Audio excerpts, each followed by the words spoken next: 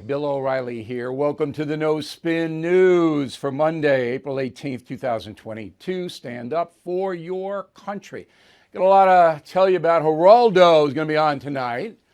We're going to talk about his charity, immigration, and you'll remember the very, I don't know what word to use. Maybe I'll ask Rivera.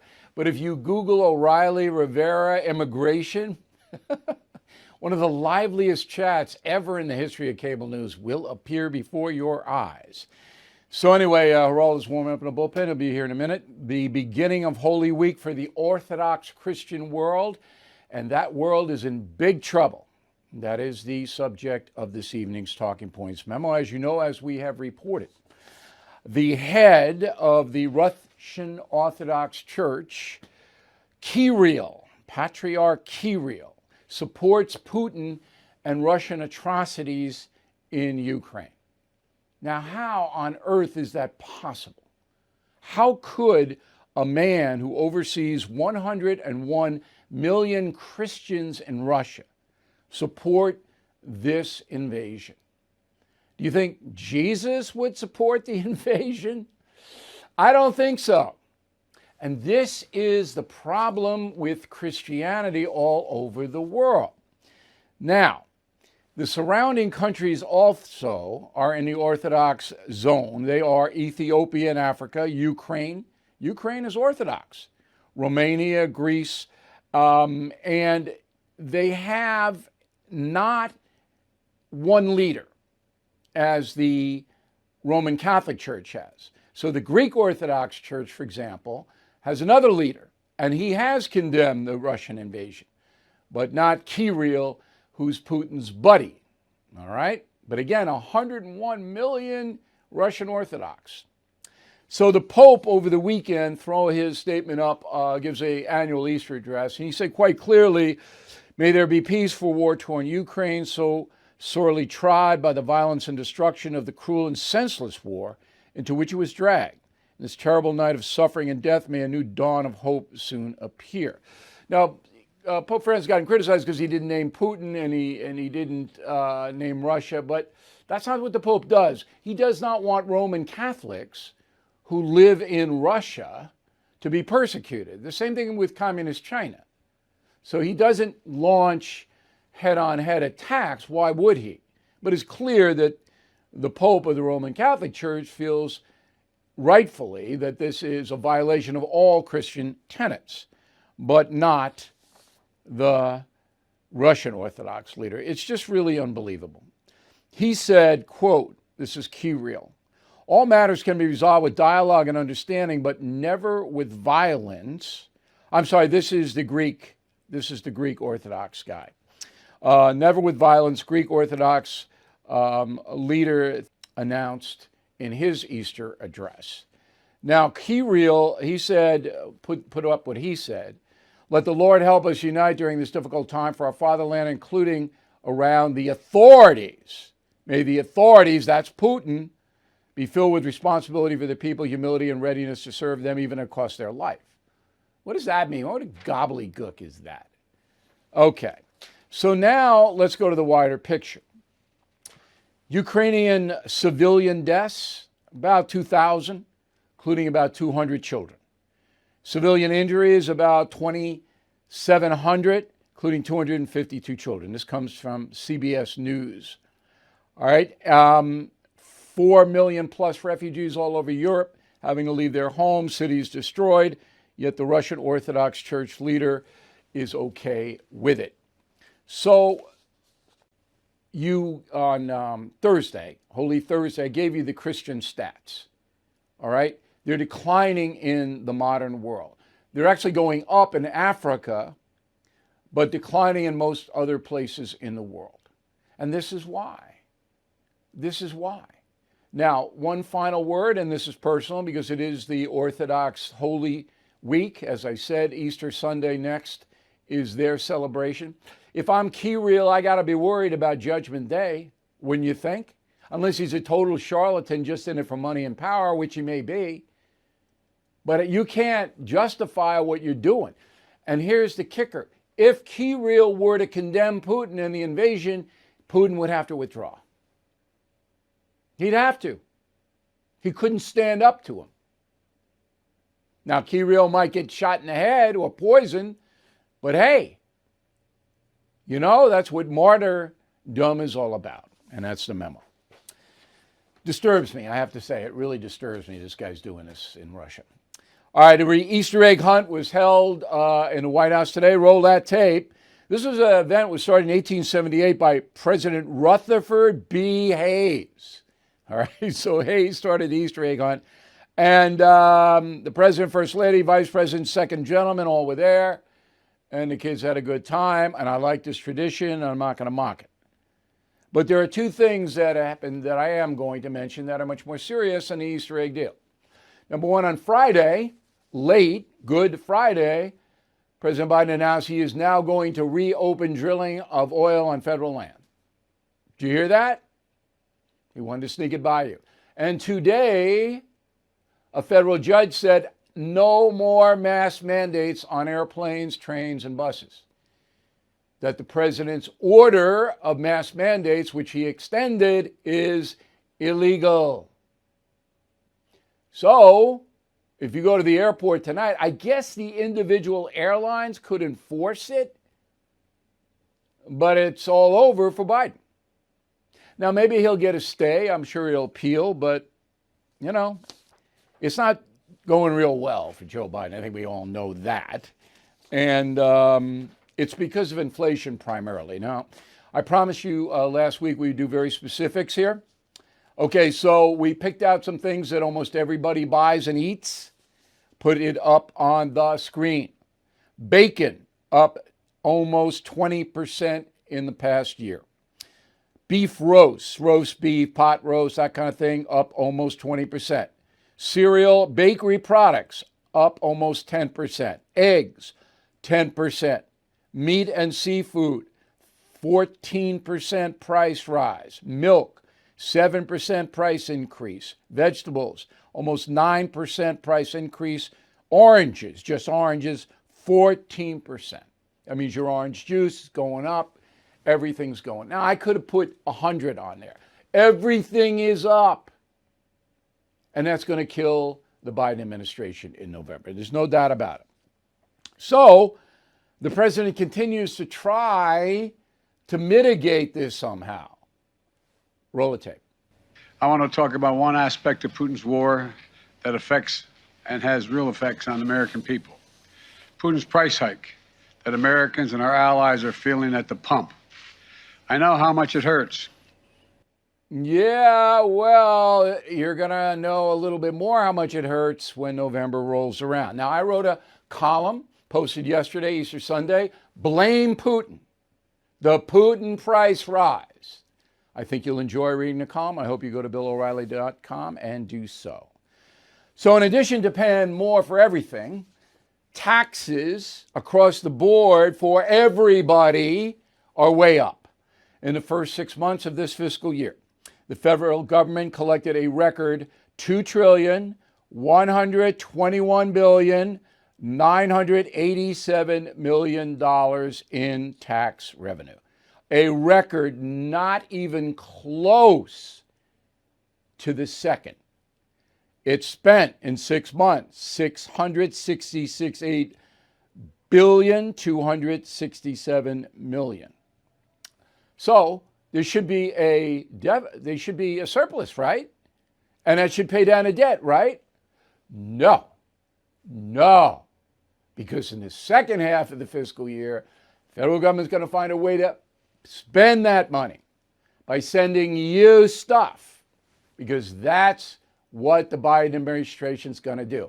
Just like they're doing in California. Do you know in California, highest gas prices in the nation by far, okay? They're now sending all Californians $400 courtesy of Governor Newsom, trying to bribe you to thinking, well, maybe it's not so bad. It is bad. That's what the Biden administration is going to do. There's going to be another round of check mailings to try to bribe voters in November. Watch that prediction. Biden tax returns, put them on up, all right? $610,702 in earnings last year. He paid 25% in federal taxes. Remember, Biden's filing in Delaware, which is a low tax state. The Bidens gave less than 3% of their gross income to charity. That is a pattern. They very rarely give money to charity, the Bidens, even though they're very wealthy. But here's the most important part. On Joe Biden's tax returns this year and previous years, he has never cited any income from Hunter Biden. Ever. So, if it is proven in court that Hunter Biden gave his dad money from all his overseas adventures, that's tax evasion. Keep that in mind. That's a long way away and a big if, but you should know it. Kamala Harris and her husband, they made $1.6 million last year, paid 32% in federal taxes, and they live in California, so it's a high tax rate. But look at the last number, 1.4% of their income to charity. Can you believe it? 1.4%. So the next time you hear Biden and or Harris say the rich should pay their fair share, hit them with their tax returns. Hey, you're both rich. You're not giving any money to charity. Bad. Amac, the Association of Mature American Citizens, is the leading conservative advocacy and benefits organization in America. I am an Amac member, and you should be too. Amac gives you access to exclusive benefits, insightful takes on today's news, and a magazine full of uncensored content that you will not find anywhere else. Most importantly, Amac is working tirelessly to preserve the freedoms enshrined and secured by our Constitution. Amac has become one of the most impactful organizations in America because more than just talk, Amac gets things done. They are pushing back against the efforts to defund our police, weaken the borders, and replace your freedom with government control. But they need your help. Stand with me and more than 2 million patriots and join Amac today at amac.us. That's amac.us. amac.us, and tell them O'Reilly sent you. Despite getting hit with inflation, high taxes across the board, Americans remain the most generous people on earth. As I reported on April 1st, I gave the keynote address to Geraldo Rivera's charity Life Work 50th anniversary. It helps people, children and adults with autism. Autism, as you may know, takes you off the board socially and many times economically. That is, you cannot operate because of your physical impairment, okay, the way that other Americans do. So therefore, you cannot pursue happiness at the same level that I can or you can or Geraldo can. And that was the main point I made in my address. Roll the tape. There was a guy in England named John Locke, and he was a philosopher, kind of quasi-politician guy, and he came up with the concept of the pursuit of happiness in 1689. Thomas Jefferson, a very learned and brilliant man, picked up on that concept and incorporated life, liberty, and the pursuit of happiness as a right, a human right that had never been done before in any country on the face of the earth. Now, if you think about your life, everybody here, all of us here have obtained some kind of success, and we were able, I believe, to pursue happiness, right? And the key to our whole society and the culture battle that we have is giving everyone else that opportunity. And there are segments of our society who say, well, we don't have that same as the white privilege has or whatever. I throw all of that out the window. I don't buy into any of that. What I buy into is people helping other people to succeed. And joining us now from Cleveland, Ohio is Geraldo Rivera, who on Monday May 16th, has a golf outing to benefit LifeWork, LIFESWORC.org. You're not going to play golf, Rivera, unless it's miniature golf. You're not going to. Are you going to be out there? I'll be hobbling using the 7-iron as my crutch. Boy, that'll be a gruesome sight. But I want people to support Life's Work, and I want to mention that this is at the Old Westbury, Long Island Golf and Country Club, and people can sign up and come and play, and you'll be there, correct? That's absolutely right. It's I think the 35th year. Sean Hannity always makes a cameo. I'd love to get you there. I don't know what your golf game is like. Probably a lot better than mine. Mine was. I can tell you, I can usually get it through the windmill. I can usually get that. I'm not a golfer, but I'll try to get there if I can. I just want to thank you again for coming and giving that stirring speech. I thought that it was really right on. Everybody understood the concept there, the pursuit of happiness, very, I think, articulately zeroing in on what it is that we do. We allow people with developmental disabilities who otherwise would be warehoused to have a life and pursue happiness to the extent that they are able. And you are very generous with your contribution. Sean also weighed in. We raised over $900,000 that night for the cause. So I want to thank you again. You've always been a very generous, even though I disagree with you on almost everything, including that today was Monday. We'd probably say today was, but that aside, you've always been very generous. You've always responded to any of the requests I had to help these nonprofits, and Life's Work's near and dear to me, obviously because of the exposés I did on the institutions way back when, Bill. Yeah, 50 years you've been involved with this. Have you seen an improvement, a basic improvement in the autism world? 50 years is a long time. And to remind people, Geraldo, as a young reporter for WABC Channel 7 in New York, went to Staten Island when there was a terrible facility. They were abusing people with autism like crazy. He exposed what they call Willowbrook.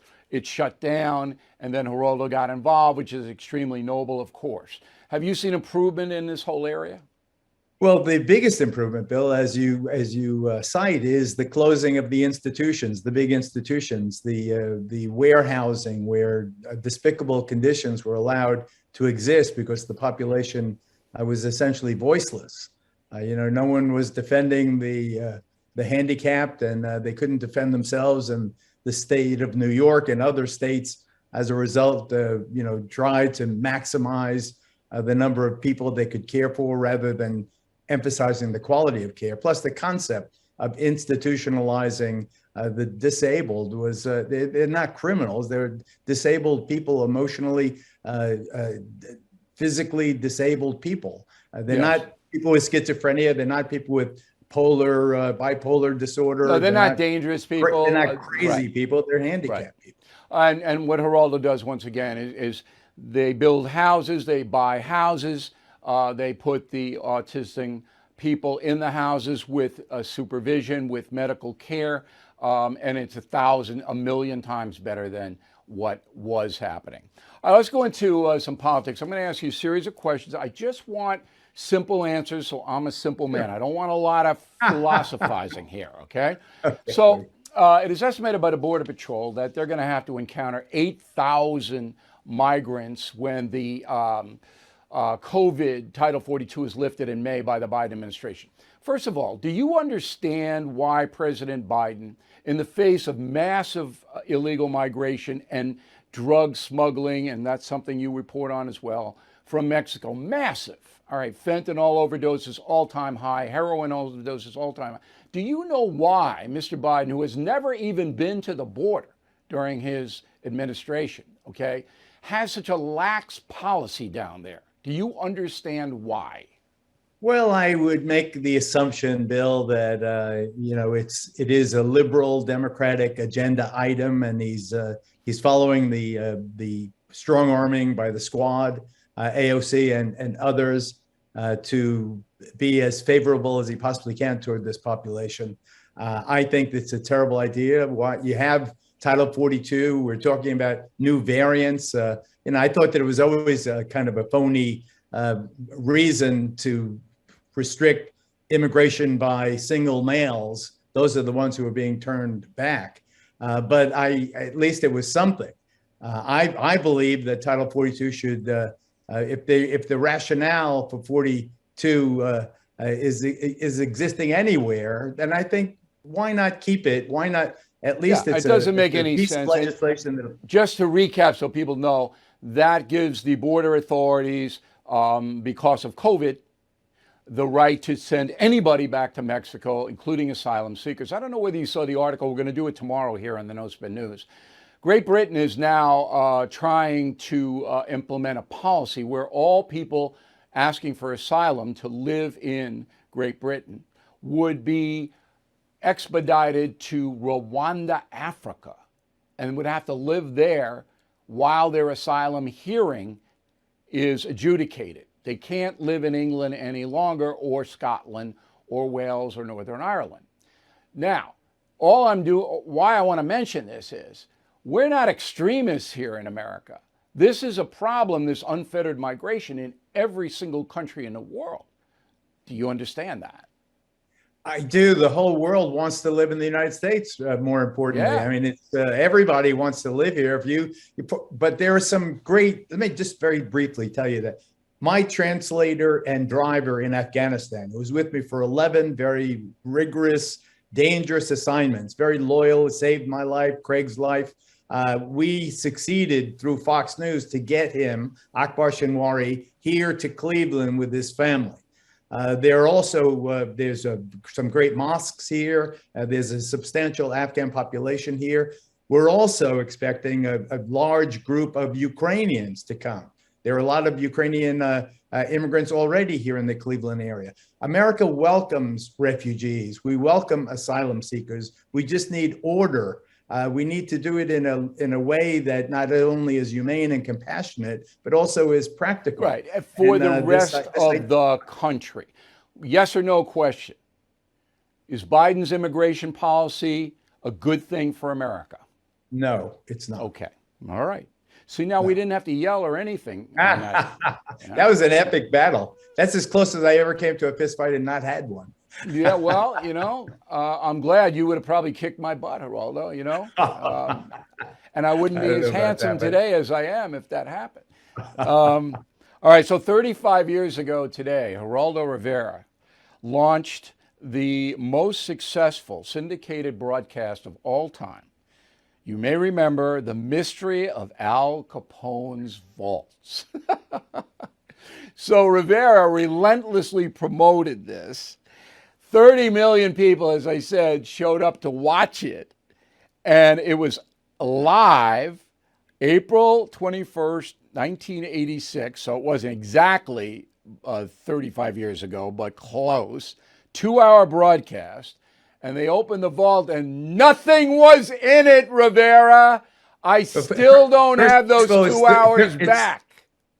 It's 36 years and it was not empty. There was a Gilbey's gin bottle in there. There was a stop sign and some other trash from the era. So put yourself it was very embarrassing to me. You know what was really in there? The biggest ratings of all time. And I was unemployed at the time. So the day after it aired, the ratings came out. I was ridiculed from coast to coast. Actually, it was in 16 different countries live. I was ridiculed. I was embarrassed. I opened up, the room service waiter came up and he handed me 22 messages, written messages, all job offers. So I went from being the most famous unemployed man in America to being one of the most. I mentioned the Al Capone thing and killing the mob. But when you were there and you saw there was nothing there, did you panic? Did stuff go through your mind like, holy, you know what? I got to fill another hour or so? What was going through? I was not going to, they were digging and digging and digging. I was not going to find anything. And I thought to myself, I've been fired by ABC. Everybody I know, everybody in the world's going to be watching. I am absolutely humiliated. This is the end of everything. And I, at the end of the show, 15 minutes later, I gathered my wife. We went across the street to a Mexican restaurant. It's not there anymore. The Hotel Lexington's gone also. So I went to this Mexican restaurant and got tequila drunk. And then I was dragged to the Hyatt Hotel. Very good. And I really, that was the end of my professional life. Unbelievable. But as it turned out, it was the beginning. Outside of me, you've had the most flamboyant career ever. Final thing, 2 weeks from tomorrow, Killing the Killers, The Secret War Against Terrorists comes out. I sent you the book because your daughter is in the book. She was in a terror attack in Paris, France, and we were able to go very, very deep into that attack thanks to your daughter, who I guess is at Yale now, right? Yale Law School. She graduates next month. Okay. And I want everybody to know it's an extremely compelling story. I just sent it to you. I don't know whether you have time to read it or not, but the whole book is just, you're going to love this book because you know so much about terrorism. Right. I can't wait. It was 2015 in Paris. We knew that she was out for the evening. We worried first that she was in that theater where over 150 people were killed. Thank God she was at the soccer stadium. But we didn't know that President Hollande, at that time France's president, was in the soccer stadium. So 3 suicide bombers attacked the soccer stadium. Our daughter was inside and they blew themselves up. They couldn't get past the French security. They blew themselves up. But then my daughter was stranded there, and we were live on the air. Talking. I remember it. Trying to get her out of there. It was quite an adventure, and that is chronicled in Killing the Killers. Hey, Geraldo, once again, the golf outing is at the Old Westbury Country Club on May 16th. So you can putt with Geraldo and give him a hard time if you sign up. I'll try to stop by on that Monday. That'd be great. And look, good work with the Life's Work. It's lifeswork.org, and we want everybody to try to help out if they can. Thanks, Geraldo. I appreciate it. Good to see you. As you may know, inflation is out of control thanks to the policies of this administration. Retirement accounts are especially vulnerable now. When inflation goes up, your savings goes down. Protect your hard-earned wealth against inflation. Please call the people I trust at American Hartford Gold. They will show you how to protect your savings by diversifying your portfolio with physical gold and silver. They are the highest rated firm in the country with an A+ rating from the Better Business Bureau and thousands of satisfied clients. Takes just a short phone call, and they will deliver physical gold and silver right to your door or put inside your IRA or 401k. Plus, tell them Bill O'Reilly sent you, and they will give you up to $2,500 of free silver on your first order. So please don't wait. Call 866-501-5201, 866-501-5201, or text Bill to 65532. Again, 866-501-5201, or text Bill to 65532. Okay, here is the final thought of the day. So I have to go out to California the 3rd week in May. I got some business and I got to see some people out there. I booked that trip in January. Why? Because I know it's going to be insane to travel from May 1st until October 1st. So here are the stats. According to TripAdvisor, which is a good website, 56% of American households are planning a vacation from May to October. 56%. 70% travel by car. 20% on the planes, watch it on JetBlue. 10% bus or train. 8 in 10 families have not taken a vacation since COVID hit 2 years ago. So, in the words of Hyman Roth from The Godfather, what does this tell you, Michael? It tells you you better book your trip now. All right? Because it's going to be insane, particularly if you're going to places that are popular. Now, if you're going in August to Death Valley, you're not going to have a problem. All right? But if you're going to the beach or the national parks, you got to book it. And unfortunately, all of them are jacking up their prices. to make up for the COVID losses. I saw that in Turks Caicos 2 weeks ago. Okay, they almost doubled, the hotels almost doubled their prices. It's insane. And that's what they're doing in America. So if you plan ahead, then you'll have options. Some places too expensive, you go to another place, you go a little bit outside of town, whatever. But if you don't and you try to book 2-3 weeks out, you're going to get hosed big time. Now, I wouldn't worry about the gas prices. They're going to hover around $4, go up a little running up to the 4th of July. But the supply of gasoline is starting to rise. As we reported, Biden, that's not going to have anything to do between now and the election with the opening up of the drilling.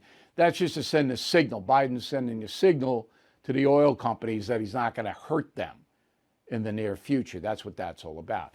And that kind of signal drives down a price, worldwide price of oil. When Putin finally stops the madness, which he has to, all right, then you'll see oil drop as well. But this is a difficult summer economically for all of us. That's why I'm giving you the final thought of the day.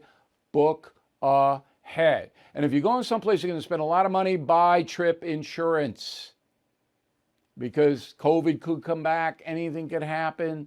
Buy that insurance. If you're taking a cruise, you're going overseas, got to have that insurance. Spend the money or you're going to get hosed. I can't tell you how many people have written me. And, you know, you'll get a credit, but you're not going to get a refund from these travel operations.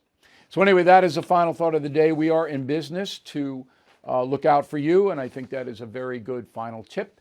Thank you for watching the No Spin News tonight. We'll see you tomorrow. If you are stuck in a timeshare and you haven't called Lone Star Transfer yet, what are you waiting for? Lone Star Transfer has helped more than 16,000 happy customers. They are family-owned, have a 99% success rate. Their process is done legally, ethically, and quickly. I mean, does it get better than that? The team at Lone Star Transfer will keep you informed every step of the way until you are legally and permanently released from your timeshare. So don't pay another penny for a timeshare you don't use. Get peace of mind today with Lone Star Transfer. They guarantee the release of all liability to your timeshare in writing and in a specific time frame. Give Lone Star Transfer a call for a free no-obligation consultation. 855-551-7066, 855-551-7066, or online at lonestartransfer.com. Bill O'Reilly is back on TV and only on The First. No Spin News, every weeknight at 8 p.m. Eastern, only on The First.